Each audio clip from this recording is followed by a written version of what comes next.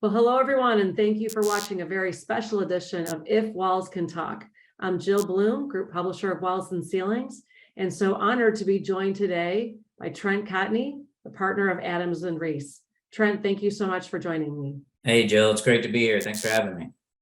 Most definitely. Well, it is the 30th of September. We're finally having a chance to get on the phone. You live in Tampa, Florida, for goodness sake. Trent, can you please first tell everybody, so glad to see you have power because you're here on Zoom with me, but what's it look like out there? How did you get home? Like, just give everybody a quick update. What are you seeing? Yeah, so we were fortunate in Tampa. There are some trees down and some minor damage to landscaping, fencing, stuff like that. But we managed to kind of dodge a bullet, at least in the major major metropolitan Tampa area. Further south, Fort Myers, Naples area, just absolute devastation. I've got some friends down there, and their houses are gone. I mean, it's the amount of damage that occurred, not just from the sustained winds, which in certain places were, upwards of 150 miles per hour, but the storm surge absolutely just destroyed everything in its path. Worst damage that I've seen since Andrew, and the worst hurricane I've ever been through, and living, the majority of my life in Florida, both in Jacksonville and in Tampa. Just incredible amounts of devastation. My heart really goes out for not just my friends and family that are down south, but everyone that's been affected by this. It's a cataclysmic type event that hopefully we won't see for hundreds of years to come. But I really feel bad for everyone that's suffering down south of us. Wow. Yes, us too. Prayers go out to everybody. And again, so glad you're safe. But so it sounds like every 30 minutes you're getting a phone call from a contractor trying to come down to figure out how they can help. And you were just saying, can you start by telling all the contractors that are listening, what do you need to know if you're out of state and you want to come down to Florida? Yeah, so if you're an out-of-state contractor, one of the things that you need to understand is Florida is one of the most heavily regulated construction states in the United States. They have very strict licensing rules that are not waived during a state of emergency like we are in now. Okay, so if you are, let's say you're an out-of-state roofing contractor and you want to come down here and do work, you must have a Florida license. Okay, if you don't have a Florida license to do work, it is a potential third-degree felony because we are in a state of emergency. There's a statute under Chapter 49.127 in Florida that talks about the fact that during a state of emergency, that it is a felony to engage in unlicensed contracting, and they enforce that. So how do you do work if you are an out-of-state contractor? Well, let's say you just want to come down, you want to do water restoration or demolition or drywall repair, something that's not a specialty, right? You can do that provided that you are being supervised by a residential contractor, building contractor, or general contractor in the state of Florida. If you want to do something that's specialized like roofing or HVAC or solar or anything like that, you got to be licensed. The only other thing that you can potentially do is get on the payroll of a Florida licensed roofing contractor. Make sure that they're covering you for comp, they're doing the proper withholding, they're paying you as W-2, all that kind of stuff.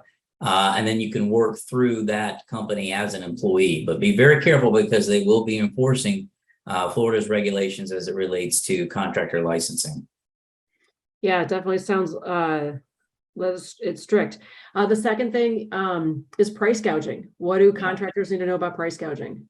Yeah, so contractors that are here and contractors that come down, there's a lot of work, right? We have been getting calls nonstop for things like blue roof contracts and temporary repairs, insurance and restoration contracts, all that kind of stuff, right? And all that work is great, and you can do that work. But the one thing that you want to do is make sure that you are not overinflating the price, right? So if a roof would normally cost you $15,000 to do, you can't suddenly charge $100,000 for it. Okay, the statute in particular, it's Florida statutes, section 501, it talks about the fact that you can't engage in price gouging, but you can modify prices to account for increased costs. So, for example, if you've got greater mobilization cost, or you have to pay more for fasteners in the area, or more for sheathing, or whatever it might be, you can account for that, right? You just can't overinflate prices to the point where it's not reasonable anymore. And that's what they're going to enforce. Sure. Yeah, no, makes sense. And so, safety, of course, is so important right now. You don't know if there's still standing water, you're not sure really what's there. Hopefully not alligators and snakes. But what can people expect when it comes to OSHA as everything starts to clear up? Right. So this hurricane hit almost every single area of Florida. I mean, obviously, Fort Myers, Naples area got hit the worst, but it traveled up through Jacksonville and even affected other parts of South Florida on the East Coast. There are 3 OSHA area offices, okay, Jacksonville, Tampa, and Fort Lauderdale. It is a surefire bet that in the next few weeks, OSHA will begin mobilizing for the purposes of inspecting contractors doing work. Do not get lax on safety.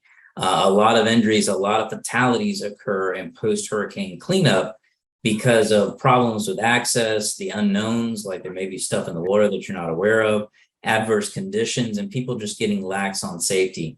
OSHA will absolutely be out in force. Make sure that everyone is got the proper PPE, is tied off, and is abiding by those rules and regulations.